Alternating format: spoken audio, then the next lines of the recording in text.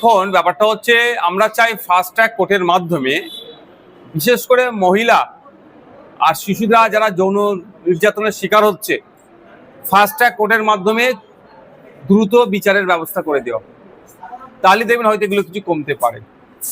দুর্ভাগ্য, যখন কোনো অনৈতিক ঘটনা ঘটে যাচ্ছে, crime against women or child, তখন আমরা কি দেখছি? শাসক দল সেই ছেলেগুলোকে বাঁচানোর চেষ্টা করছে।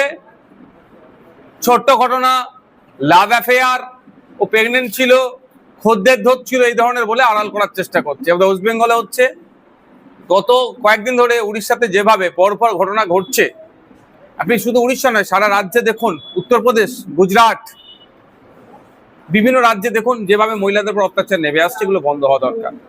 মহিলা নির্যাতনে সারা পৃথিবীর যে দেশগুলো আছে, আমাদের দেশের অবস্থান কোন জায়গায় দেখলে দেখা যাবে যে বৃহত্তর গণতন্ত্রে মহিলা বা শিশু সব এবং নাগরিক সুরক্ষিত নয়, যেটা মোটেও বাঞ্ছনীয় নয়।